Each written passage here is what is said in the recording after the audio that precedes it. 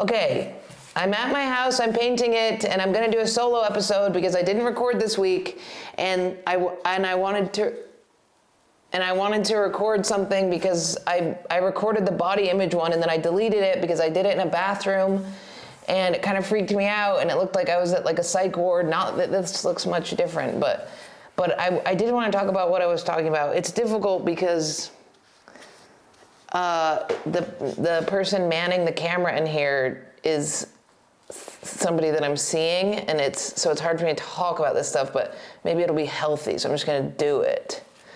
So what I talked about before is the obsession with my hating my body and weight and how it made me hate sex forever. And I recorded it in a hotel room, and I realized that it was I just wasn't really fully ready to put it out because it was super I don't know, it was vulnerable, but it was also not fully, I was rambling a lot and but basically what I was talking about is, I don't even remember what I was talking about, but I think I was talking about society and women's bodies, which I don't even necessarily agree with. That I do think society has an obsession with bodies, but I also think when you have OCD, you just fixate on things that you just heavily fixate on everything. And for me growing up, it was fixating on my body. And I also had a family of athletes around me, and the only thing that calmed my brain down was to just be shoveling food, which I still do all the time. But I think what would happen is I would dissociate, I would eat a huge amount of food, and then I would undissociate, and all of a sudden I was fat, and I was looking at this fat person. And then you have to go shopping, and you have to buy pants, and you're just this fat kid trying to squeeze into these giant pants, and then your parents are worried about you because you're in the changing room crying, and then for some reason the changing room has these bright lights over you, and it's so overwhelming because you didn't even realize that you fully looked like that because you've been deluding yourself with low lights in your house and you only using face mirrors. And then you go to the changing room and then you have this meltdown because you're I'm never going to be different and I can't go into the world looking like this, but you have to go to school or else your parents go to jail. And then you go to school and you just develop I developed back problems that I still have because I was constantly trying to hunch over and cover my chubby tits. And I remember being in school and being in gym class, and the gym teacher always had to lift me up to do everything, but I was so fat that I could just feel him struggling under my weight, and I could feel all the kids watching. And then I developed a really good idea where I was I'm just gonna be gothic, because if I'm gothic, then I can just wear black clothes, and when I do the mile run, I can just walk the mile, and people think I'm broody, when really it's if I walk, if I run, my lungs start collapsing. But that was a good idea. Also, another thing people don't talk about is when you're a fat kid and you run, this thing happens where your skin gets itchy. It gets so itchy, and then you itch it, and then it welts up. And my mom used to just try and take me around the block because I was so fat, but it would make my skin so itchy. And then I would take my clothes off and I just had these giant welts all over me. So then it was I felt like I was literally allergic to running. And then what happens was you get a little bit older, and then I think what happened was I started hooking up with boys. I actually started hooking up with a boy who's been doing work on this house, which is so bizarre because now I see him and he is a little kid that's the age we were when we started hooking up. Anyway, and then that kind of filled the dopamine void that I needed from food. So I just realized that I just had to get boys to like me, and then I was able to lose weight if they liked me. So then I kind of ended up starving myself. And then I think once I dropped a little bit of weight, that actually things got way worse because then I wanted to look a certain way, and I had this idea that I could look a certain way now. So then I started on the old MacBook obsession. And there are some people who know about the MacBook obsession, which is where you take your MacBook and you put it on that Photoshop thing and you hit record, and then you take all your clothes off and you do a circle like this and you watch it back. And and then you assess your body. And I remember the closest I actually got to truly wanting to kill myself was looking at those things and hating my body. And I hated everything about it. I hated that I had no butt and no boobs, and I just had this big tire belly, and it was gross. And then what happened? Oh yeah, then I was like, okay, well, the only thing I have to do is have a boyfriend. And if I have a boyfriend, then I could stay skinny because I'm motivated.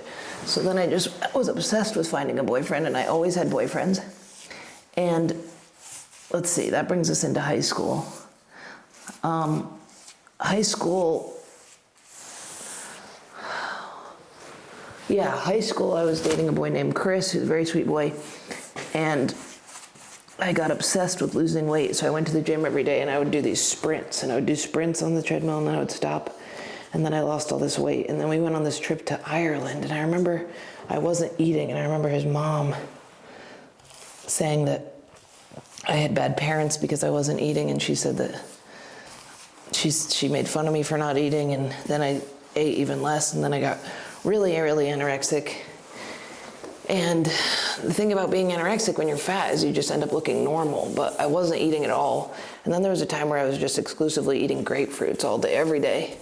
And then the problem was I lost all this weight, and I got this loose skin on my stomach. And the loose skin, which I still kind of had, I ended up getting plastic surgically removed. And I lied to everybody, and I told them that I had a cyst in my ovaries that I had to get cut out. But that wasn't true. I just had to get plastic surgery. And that ended up not really making much of a difference besides giving me a big old scar because I didn't get like enough of the skin removed. So it kind of just looks pretty much the same. I mean, it's a little bit better, but it was a waste of money. And the healing time was really bad. And I was I was a carpenter at the time, and I went back to work too soon, and I demoed this wall, and I ripped up all open my stitches, and I had to go back in and get re-stitched up, and it was all a very humiliating process that just left me with like a shark bite looking scar. And then, I mean, I'd say before then, the body obsession, I mean, in college it got really bad. In college, when we got the iPhones, I would always set them up and assess the body, and it also led to me, I thought that if I slept with a certain number of people, it would mean that I wasn't ugly, so I just slept with every single person. Sorry for talking about this. I slept with every single person, and it didn't make any difference, because then I slowly realized that these dudes in college would fuck even these giant slap pigs, these big cum pigs, and then I realized that I kind of just became a cum pig, and it didn't mean that I was pretty at all. But I still was obsessive about it, and it's all I thought about all the time. And I started counting calories, and I started everything that I'd put in my mouth, I would write it down, and then I realized that I could start intermittent fasting, and then I started pushing that time zone deeper and deeper and deeper, and I started dating people that were skinnier and skinnier and skinnier, and then I had to lose more and more weight in order to stay under their weight, and it's all I thought about all the time. And it just wasted like a huge amount of my life. And then I don't think it hasn't gone away at all. I mean, it still is like hard for me to have sex, and I'm never naked in front of people, and I have to have the lights off all the time. And I do think a big issue with it was that my metabolism is super fucked right now because I was overweight. I got really depressed, and I told everybody I was going to kill myself, so then they put me on all these medications, which made me eat more, and then I gained even more weight, and then I really wanted to kill myself, so then they gave me more medication, and then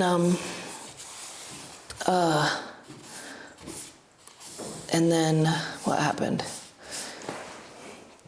I basically just think that the only outlet I had to escape all of my brain wanting to tell me horrible things all the time. Like, I just had intrusive thoughts about everything. I had intrusive thoughts that my dad's wrists were gonna get cut open for some reason, and then I would just eat, and the eating made the intrusive thoughts stop, which still kind of happens. Like, sometimes I have this idea that I'm gonna end up in a psych ward and lose my mind, and then I imagine that I wouldn't be able to eat gummy bears in the psych ward, and I think I would just snap out of it if somebody brought some gummy bears in, and they'd be like, you can't, unless you guys stop freaking out, or else you can't have these. And I think I would stop freaking out. So I do think food is like a mechanism that I use to not go insane because I like eating so much, which sounds gross, but it is kind of true. And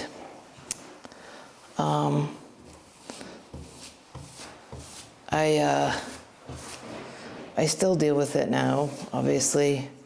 I'm still very obsessed with my weight and still think that I'm fat and ugly and gross. But it's gotten so much better. And I do wish somebody had told me that, I guess. I wish somebody had told me that once you get older, it does get better.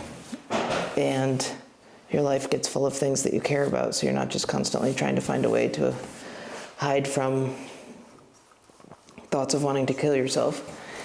And I really didn't think it would get better. And also, I think that my family kind of catastrophized, and they were like, you're gonna be fat forever, and you know, you're gonna be a big fat fatty, and you're not gonna figure this out, and if we don't figure it out now, you'll be fat forever. And there wasn't also a lot of education on like how to eat healthy, and there wasn't a lot of food around the house that I could eat that was healthy, and you're just, I don't know, if I have kids, they're not gonna be allowed to eat sugar ever. I mean, except for maybe like a couple pieces on Halloween, but that's like the one thing I would be militant about, because it is a drug. I mean, it's the hardest thing I've had to quit. I mean, it's as bad as like quitting the vape. It feels the exact same, where you get angry and you want to fucking kill people and attack them. I'm pretty down with RFK's actually ideas on food, which is surprising, but yeah. And you know, I watched this like influencer give a video that, how's this going? I watched this influencer make a video the other day, this friend of mine, and she described the feeling of constantly obsessing about your weight and staring at your body and looking in the mirror and turning to the side, and she's so skinny and so fit. And I definitely don't think that it's just only significant for people who grew up fat. I think it's significant for everybody. I mean, most of my friends have it. And I don't think it's necessarily exclusive to women either. Or yeah, I think it happens to men too.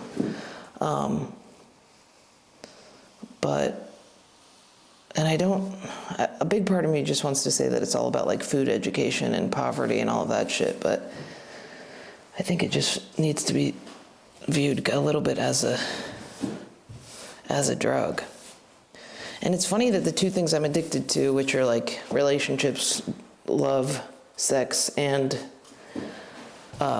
food, are all things that you actually do need to have. Like I was addicted to Coke for a little bit, but it was so easy to get off that. But it's really hard for me to just try and be a normal person and just sit down and have like a normal meal or just have a normal relationship, because I always want to overdo it all the time.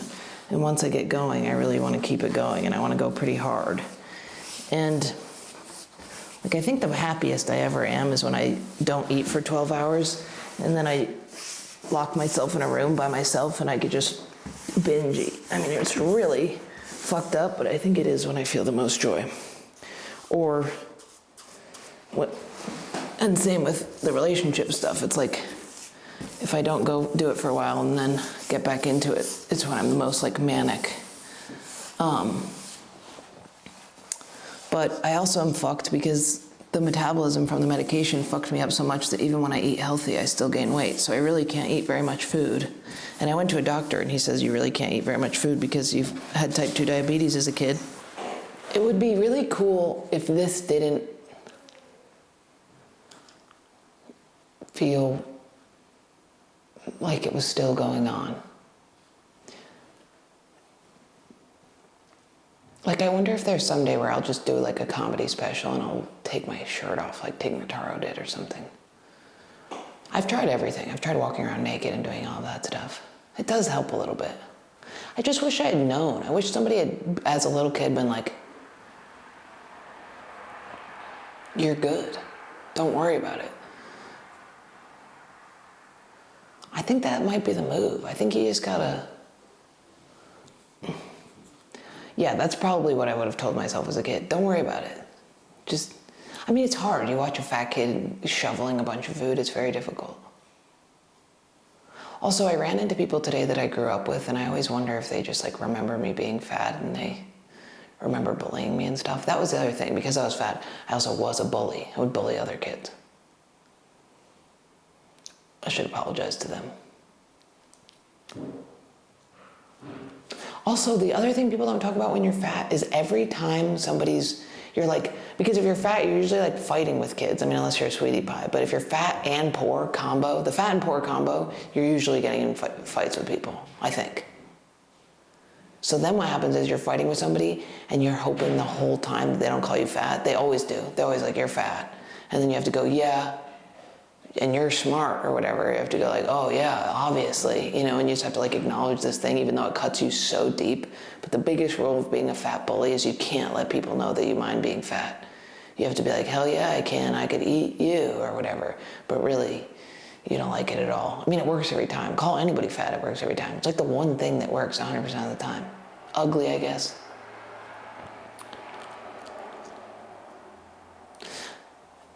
I forgot about that. Like, I remember playing poker in high school, and I remember having small blinds and big blinds, and people going, Jordan, you're big, and I remember like locking up, and I was just like an anorexic little. It's very interesting. It's just there all the time. It's like, imagine just eating food and not worrying about it. Think about that. Imagine sitting down with a plate of food and not calculating how much more you'll have to eat later, how much less you'll have to eat later, and just like putting the food in your mouth and enjoying it.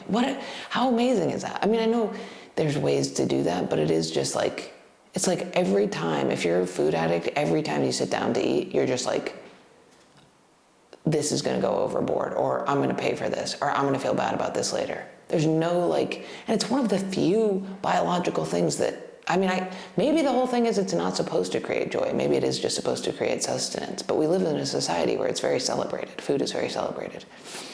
Every society is like that. What am I talking about? It's like ceremonial almost. But I do wonder what that would be like. I also think that if you sit down, you eat a meal, you chill out, your cortisol levels go down and you just feel okay. I mean, I tried getting a nutritionist where I just followed everything I ate. Didn't work, ended up gaining weight because I was eating way more calories than my body's used to. But I think and then people are like, just listen to your body. And I'm like, it's impossible to listen to my body over my mind because my mind is always telling me to eat. And my body is never hungry because I'm always snibbly snacking on stuff all the time. It is hard. It is a constant dilemma. But then I just wonder who it isn't for. I guess there are people who just never have to worry about eating. But even my skinny friends, they eat and then they feel sick because they overdid it. I mean, maybe it is like a good thing. Maybe it's a cool thing that maybe it's my stepbrother's here. Maybe it's a cool thing that eating is something that you have to do slowly and steadily and you can't overdo it, which is the same as love and relationships. I mean, you really have to like focus in, you have to stay centered in and focus on what's right in front of you and not think about the future, not think about the past, and just sit in the thing that you're experiencing. Which is, the two things I'm addicted to are things that you want to be consciously consuming, which is love and food. And my problem is I think about the future. I think there won't be any in the future, love or food. And then I overdo it in the moment. That's 100% true. I'm just realizing this now while talking about it. Very interesting. 100% true. If you sit there with the food, or you sit there with the sex, or you sit there with the person you love and you go, I'm enjoying this so much right now, and you don't think about it going away, and you don't worry about never having it in the future, then you don't mind taking what you can get in the moment.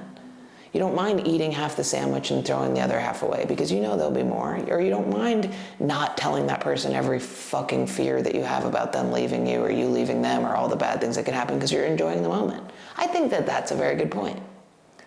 I think if you have a kid that's fat, have them practice mindfulness while they're eating. Have them sit down, consume the food, and slow the fuck down and have them close their eyes and taste it and feel it in their mouth. I mean, that's what I have to do all the time. I mean, that's what all the step work I've been doing is. You have to be in the moment and you have to listen to your body and you have to, I mean, listening to your body is not what I'm trying to say. Because when people say listening to your body, listening to your body is actually psychotic words. Because you have to actually experience your body. Because when people say listen to your body, you're like, that's so like meta because I'm in my body and you're telling me to listen to a thing that I'm a part of. You want me to take my ear out, turn it, look it at me. That doesn't work like that. What it means is experience your body. Feel the actual experience of your body. That's way better. I think that saying listen to your body is sick-brained, and I think it fucks people up. Because if I listen to my body right now, I go cake, candy, snacks, cookies, yes. But if I experience my body, I go, oh, my butt's on this bucket. It's kind of falling into the hole. I don't feel very hungry right now. I could probably use some water. My tongue is dry. But listening to my body is like, listening means words. If you listen, that means words. If I listen to words, that means my thoughts. And my thoughts are saying, snacky, snacky, snacky. You're dumb, you're stupid, this solo pod doesn't work. People aren't gonna like this. Why are you even doing a solo pod? Nobody's gonna resonate with this. You seem like a psychopath. You're going to end up on fucking, whatever, some site where people are saying that you're crazy, whatever. But if I just experience in the moment right now, I'm like, oh, this is so nice. I'm in my house that I bought. It's upstate. It's so beautiful. I'm looking out into the beautiful cornfields over there. It's snowing lightly. It's really nice. I somehow get to be a comedian and be a hick at the same time. That's pretty sick. I don't know how that works. That's awesome. I don't feel very hungry. My back is kind of sore from painting so much, but that's okay. It's very interesting. Listen to your body is a bunch of bullshit. Experience your body is definitely better.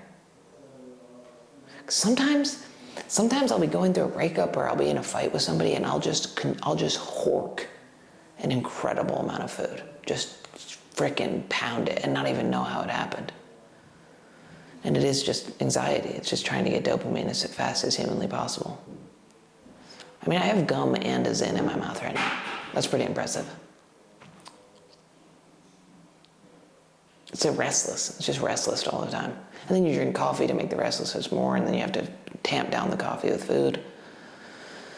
And sometimes when you listen to your body, it's fucking panicking. And that's a scary thing to do, so you have to get away from that. But I think it's good. I think the more you experience the panic, the less you have to be afraid of it. Like I have a show tomorrow that's going to be in front of so many people that I know. And I think I've been kind of eating food really heavily because I've been worried about it. But I don't really, if I just say, okay, I'm panicked, and at the time maybe I will panic. And just be okay with it. I think it's just all about slowing down. I think everything with OCD and obsessive thoughts and addiction is just slowing the fuck down, which is hard because then other people start asking you why you're going so slow. But there's always somebody in your life that's going slow and you always respect them so much and you always gravitate towards them, the slow person, the person who's like, yeah, I don't know when I'll get there, but I'll be there. And you never expect them anywhere on time. You kind of like that about them. And they could just disappear for days at a time. I'd like to be that person. Maybe I am that person to some people. I think people get upset about it because they're moving so fast that if you don't keep up with them, they think you're elitist or picking on them in some subconscious way. But I think slowing down is the way to do it with everything.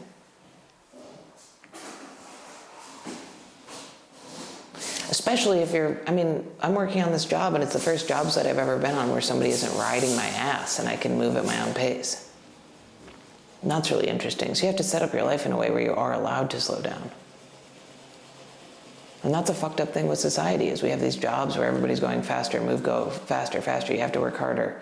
And then of course you're going to hork down a bunch of bullshit because you have half an hour lunch break that you have to take sitting next to your coworkers who are all, it's very bizarre. But I'm very fortunate. I don't have to do that. Sometimes I think I do. And sometimes I set up my life, like I just pack a bunch of bullshit in just so that I'm panicking all the time in order to hide from the quiet, which is pretty terrifying as well. I'm sleepy and I have the hiccups. Okay, intro, please personalize. I got these in my, I got these in my freezer. Notice how the days are shorter, but your to-do lists aren't. I'm wearing Invisalign, that's why I sound like this.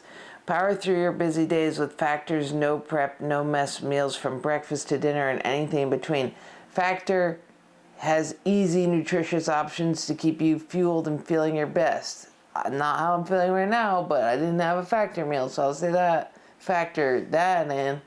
Whether you like routine or you enjoy mixing things up, Factor has you covered in 35 delicious meals every week and over 60 additional convenient options you can add to your box, like keto cookies.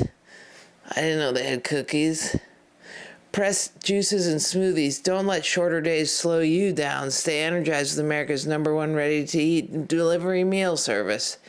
Factor lets you do you. Choose from 6 menu preferences to help you manage calories, maximize protein intake, avoid meat. That seems well, but also they support how they support your goals. Listen, I don't know if this is me or this thing, but something ain't right. And check this out. Hold on. And check this out.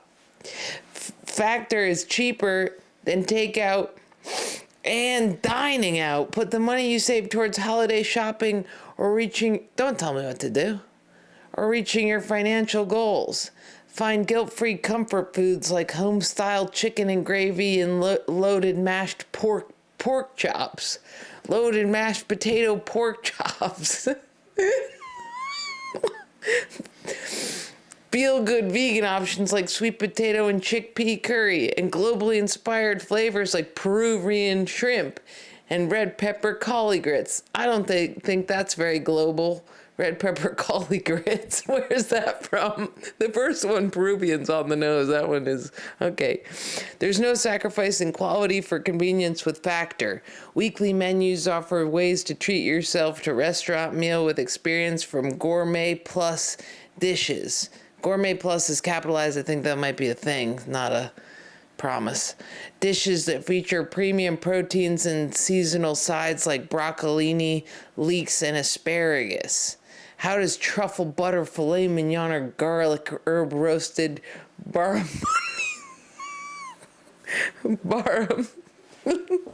barramundi sound? Mouth-watering, right? It's mouth-watering because I'm slurring. Stay on your A game with quality ingredients. This is paint here, not poop. Stay on your A game with quality ingredients you can trust and quality you can taste in every one of Factor's fresh, never frozen meals. Mine are frozen, tell you, I'm freezing them. Use your time more efficiently, so important during these dark months. Why is it? Let Factor take shopping, prepping, cooking, cleaning off your daily list of things to do. Now, this is what I have to tell you guys what to do. Head to factormeals.com/50RIPJordan, 50RIP, and use code 50RIPJordan to get 50% off your first box plus free shipping. That's code 50RIP at factormeals.com/50. That's code 50RIP at factormeals.com/50RIP to get 50% off your first box plus free shipping while your subscription is active. Oh, I think this is the wrong one. No, that's right. I do need to slow down. But I can feel when I think about the show tomorrow, I feel the panic come up and I feel myself go get a snack because that'll make you feel better. It's very interesting. So what's the alternative in this moment right now where my brain goes, tomorrow's the show, everybody's going to be there. I guess the alternative is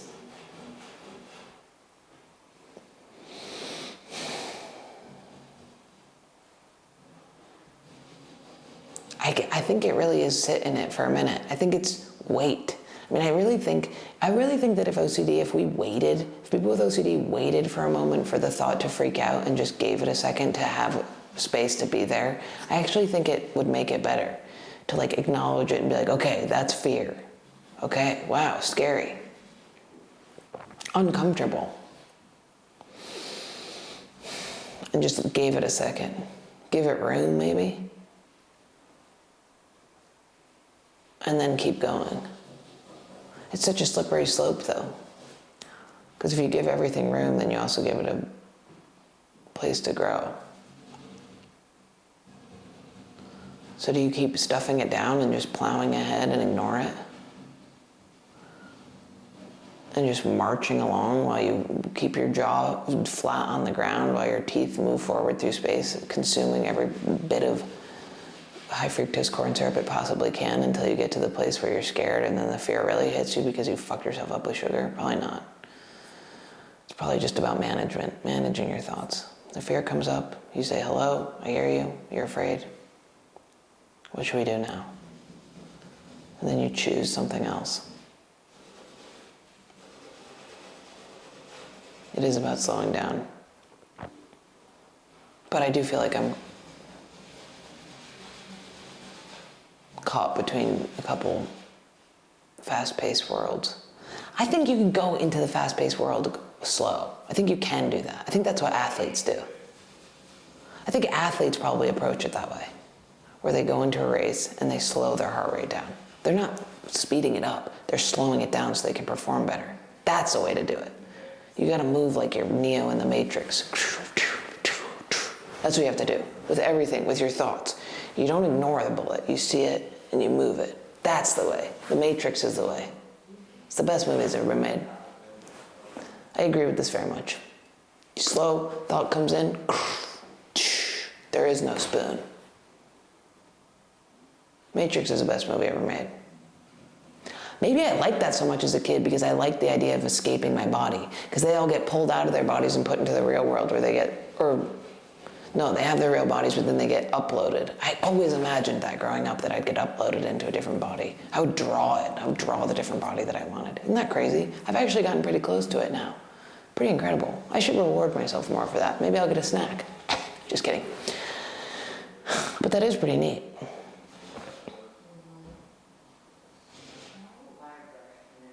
And surgery is interesting because it's so funny that I tried to just like cut this whole history out of my stomach out. I mean, it helps. I guess it's tighter and everything, but it's still very much there.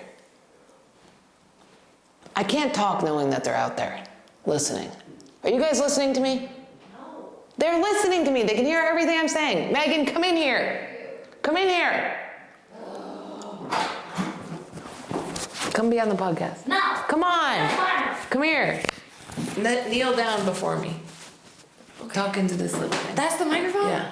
It's like a little... Kneel. Okay. It's the camera. I'm talking about body image stuff. You love talking about that. Well, I deleted the one that I recorded. Oh, the scary kidnap one? This one's also scary kidnap. We have an interesting thing because you've always been really skinny, but you've always had body image stuff. Well, we have the opposite thing where I hate my face, but I'm mildly comfortable with my body, and you have a beautiful face. Mildly comfortable with my face and hate my body. Yeah. But did you obsess about it relentlessly in every photo, every picture? Did you ever take a bunch of pictures? That's how bad it is I can't even do that. I know, but did you ever just hurt your own feelings by taking a bunch of pictures and looking at them? That's just happens with the pictures other people take. Yeah. I think that's why, I can't do Instagram. I think it's less about the overwhelm of the internet and more just that I don't like the way that my face looks. What happens when you look in the mirror? Do you get upset? Well, then you can manipulate the angles you're getting. Well, that's what I was talking about growing up. Wow, it's way easier with another person in here. That's what I was talking about growing up fat, where it was like you'd go into the changing room, and all of a sudden you'd realize that you didn't even know how bad it really was. Oh, my face all the time. Really? If I look in the mirror and my bangs are parted like this, so you can see my giant forehead and my wrinkles here, I'm like, that's what people have been looking at. My boyfriend's gonna break up with me, and everyone's gonna know this thing I've been hiding from them. You know what I mean? If they're like this, it's maybe tolerable. Wow. Maybe. And when I see your face, I don't feel that way at all. And when you see my body, I don't feel that way at all. At all. It's so crazy. I hate it though. What about walking around in the daylight? I always imagine, do you ever just when I have like a bathing suit on and the sun is just casting down upon me, it's brutal. That's worse. Yeah. Yeah. Daylight is brutal. For sure. There's certain lights that are like if I know I'm going to a specific restaurant or something, I'm like way more comfortable because it's like that sweet, moody low light. Yeah. Oh my God, you wanna know what is my fucking favorite moment of the day? What? When Nicholas, my sweetheart. Here. Oh. He has horrible vision. What was he just handing us? Here. Oh. It's actually, I really need it. Nicholas, who has terrible vision, when he... Well, I'm here. I hear you out there too. Well, shut the door. I'm still gonna hear you. Get out. All right, well, I only have a few. Okay, when terrible vision, and in the morning and at night when he takes his glasses or contacts out, I'm like the most confident person in the world because it's you get that sweet blurred filter. What about Sex in Complete Darkness? See, this is where you and I differ. Like we both have strong suits. Oh like, yeah, you want your body to show. Right. Yeah. You're like you'll be distracted by it. Yes. And I'm like the dark is the only time I can enjoy myself. Whereas you can God, have it's so photos much better. taken of you up close, and you are like, that's fine. You're like at least mildly comfortable Not too with close, that. but yeah. Like if it's not of your body, if it's of your face, you're like, it's not a big deal. Whereas that's my fucking Well, the nightmare. face thing is fucked because I can at least not eat and then get to a body type that I'm okay with. Yeah, there's nothing you can do about the face except for avoid eye contact at all times. Do you do it? That's the thing that I realize is really different about you and I, and I think it like relates to. I bet you that there's a certain tone to our relationships that is different because of this. I cannot. Me neither. Do. Me neither, but we look in can. the face. Well, yeah, but I'm not worried that With you're gonna- anybody, I can't. My therapist says it. Yeah, you actually can't. You're right. My therapist is like, why won't you look me in the face? And I'm like, but I also Why can't you do it? I can't do it because I think it means too much of a connection that I don't feel comfortable with. Oh yeah, you're just being squirrely. Like I think that they're gonna think that I want to have sex with them if I look at them. Oh, Yeah. You think that they It's think perverted. you want them in some way, and Yeah. you're like that. And if you think that, you'll surely be like, ew, gross. Why would you? Yeah. I'm worried think that I they'll be want like you back. I'm worried I'll make them uncomfortable because I'm looking at them. Like wantingly. Yeah. Like you want something from them, and they're gonna be like, good God, I would never give anything to you. Yeah. Oh, that's so sad. Yeah, I think there's like 4 people that I can look in the face. Because but it preoccupies you all the time. I am thinking about how people are, the angles at which they're viewing my face at all times, and I'm constantly trying to compensate with the way that I'm distorting my body. Wow. Yeah. Oh yeah, that's why you do the butt thing. Totally. Are you thinking about the camera right now? I'm doing literally everything in my power not to think about the camera. It's actually kind of shocking that I'm able to do that at all. I love your face. It's like, remember we were talking about how it's weird that with the things we're self-conscious about, we think of it on a binary that makes no sense. It's either I'm like, there are certain moments where I'm like, I think I might be kind of pretty. Yeah. Or I'm disgusting. Yeah, yeah. Like I'm repellent. You know, it's like it's either I'm winning or I'm losing, and when it's always just it's always just somewhere in the fine. in between. yeah. I know. I was talking to this club booker, and he was talking about some woman, and he was like this old Italian guy, and he talked about her face hitting the sunlight, and how she made her look way older. Oh God. Triggered the ever-loving shit out of me, and I was like, my God. And that's what I think about aging, because I think the older we get, everybody else is going to struggle, and I think we're going to be fine. I've thought about this a lot. I have also thought about that. Yeah. Because I felt ugly my entire life, so aging, I'll just be like, now I have an excuse. Yeah, I feel like, okay, remember, so I went through breakup at the beginning of the year. Yeah. And I was like, went into a place of, I'm not desirable any longer. Yeah. Like, it's over for me. Because of where I was at with everything. Yeah, it was really intense. It was intense, but I remember we would talk about it, and I'd be like, in some moments, I'm like really spun out about it, and I hate it. But honestly, maybe most of the time, I kind of liked it. Yeah. It felt sort of liberating, because I realized that I have enough in all the other areas to fortify myself in a way where like, shut up. Where I actually felt like pretty fucking fine. I mean, I was bummed out because I like sex, and I was hoping I would have that again and thinking I wouldn't, but. That's how I feel now also, where there's enough going on. Yeah. That it's okay. But it's just never been the thing that. But then sometimes I see people who have a lot going on and then I see their bodies. You ever do that? You ever see somebody and you're like, you have a lot going on and you're super hot. Well, how's that okay? They should be killed. Yeah. Immediately. That shit blows my mind. Nikki Glaser has the most perfect body and she is crushing at comedy and her body is. It's not okay. In a sushi body. You can eat sushi right up. Yeah, she's so hot. It's not allowed. Yeah. It's not okay. And she's one of those people where you're just like... How do people like that exist? Because, like, I feel like we know a lot of people... They just hate themselves exactly the amount we do. Oh, I know. That's the thing you forget is that, like, we have so many super hot friends. Yeah. And even though we know them, like, so intimately and have our whole lives, I will forget that they're just as riddled. I don't think Rachel hates herself, though. Well, Rachel's an enigma.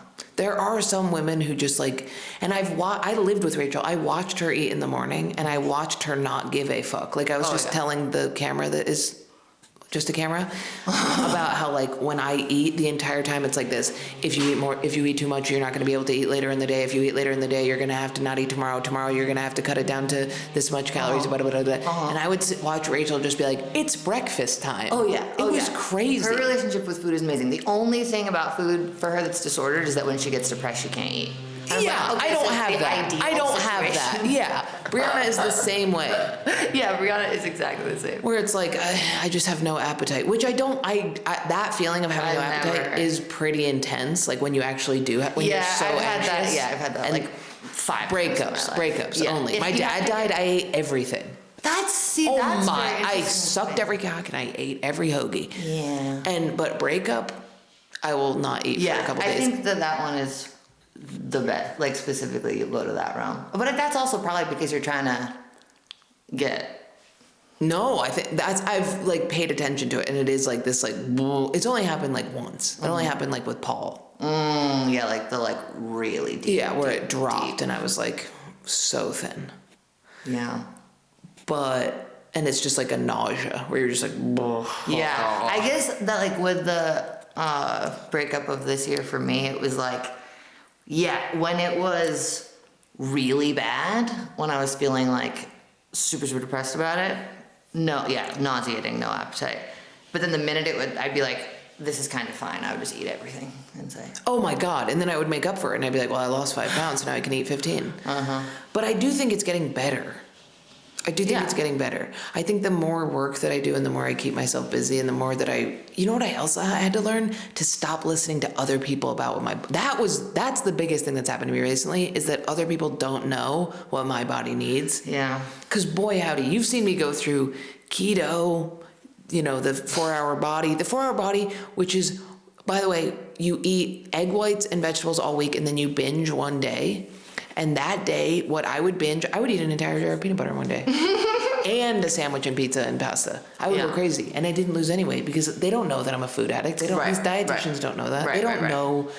But, like. It's actually shocking to me that that's not taken into consideration, considering how everyone I know, except for fucking Rachel, every woman I know, has disordered eating. I think there's not a lot of dieting for women specifically. That doesn't surprise me at all. Yeah. Because that nutritionist I went to was like, that was a man's diet. Like he was giving me so much meat. I had the meat sweats. I was waking up and eating fucking eggs and I just was like, it was way too intense. Yeah. But I also do think that there's a huge relationship between holding on weight and cortisol levels. So I think that every time we eat, because we stress out about it, our body does actually hold on to more or something because we are stressed about it. Fuck. That does make sense. Yeah. That is horrifying. Because if you shame your body every time you eat and you go, you stupid fat pig, your body goes, But what I was thinking about is my whole problem is because of the love addiction and the food addiction is if I slow everything down, it makes everything better. Like if I slow my thoughts down and actually experience it. Because the two things I'm addicted to are things that you actually do need. And the problem with them is I have the scarcity mentality around both of them, which I think is probably common because I think if your parents aren't around when you grow up, what is around is food. And then that becomes your parent because you just hork it and it gives you little serotonin hits. Yeah, but also there wasn't enough food around. Right. So the scarcity mentality around that. Yeah. But you can always get snackies at the PNC. Yeah. Boy. Or make friends with people you don't even really like that much because they have good snacks at their house. Yeah. Oh wait, so if you slow your thoughts down, walk me through it. Like if you slow your thoughts down while you're eating and you actually experience the food, or if you slow your thoughts down while you're loving somebody and you experience the love and you don't freak out about the future, I think it does help a lot. That would make sense. But also, I hate to admit it, but the whole not eating all day and then eating at the end of the day, that is the thing that makes me the happiest. Because then I can have a full meal and I can just go ham and really enjoy it. The idea of eating tiny little meals and just edging all day is brutal. I can't do And it. everybody says that's what you have to do. They're like, you need to eat 4 small meals. And I'm like, I don't. I need one massive meal where I go full grease pig. Well, because I can't stop myself. Yeah. Once I start eating, it's impossible. It's impossible. So, Right. like, when people talk about little meals, I'm like, you'd have to, like, have no other food in my vicinity and bring me a tiny little container. You'd have to keep me in a cage. Yeah. I'd have to be in a cage. Yeah. I have no self. And it wouldn't feel good. No. Yeah, and even if you did, like create an environment where I couldn't eat more than the tiny meal, I would feel bad. I would be hostile. I would be just craving in an insane way. And I do think that makes other people mad because then they always want you to wake up and eat breakfast and do all the things and they're like, you never eat. And you're like, that's because you don't see what I do in the dark. That's because you don't see me in the middle of the night. Literally. When I'm I ate alone. an entire bag of cookies last night. Yeah, I know. You love those bed is cookies. full of crumbs. Yeah, it's the best. Yeah, you go full rodent at night. I love it. Oh, I know. But I think everybody struggles with this. I think it was especially hard for us because our best friends were so fucking hot. And then we found each other, thank God. Oh, yeah. Oh, yeah. And do I have anything else? I just talked about it for half an hour. Oh my God, we're at 42 This minutes. isn't really, you're not really going to use this. Yeah. You are. Is that crazy? No, it's good. I love it. Yep. You're going to be in it. No. Yep. This one looks good. I know, it does look really good. The other thing is I chose a job where they just videotape my fucking body all the time. The whole job. Honestly, I feel like we don't talk about that Isn't enough. that crazy? I think about it all the time. Insane. It is really impressive Wow. that you work through it and you just, like... So many things happen also. You're a fat kid and then you get these flat feet. So you just have these flat feet with your fat little body. Stop. Yeah, that's why my feet are like No. that. Yeah, your feet, your body weight shrinks your arches down so you have flat little paddle I feet. didn't know that. Yeah, it sucks. That's so, I think your feet are so cute. Thank you. They can clap. You have like hobbit feet. Yeah. They're like sexy hobbit feet. Yeah. Wow, I had no idea. Yeah. Oh god, that's so fucking. It's a big thing that happens with fat kids. That's crazy. But if I have a kid, that's what I'm going to tell them to do. Is I'm going to do meditation practices while they eat. I think that's the move with everything. I do like that. I like the slowing of the thoughts. I feel like I can't exactly imagine how I would do it. But we'll try. This is how I would like to end this Okay. podcast. That's so gross. That's a gross looking banana. Look at you eating food. Look at you eating a tiny snack. Wow.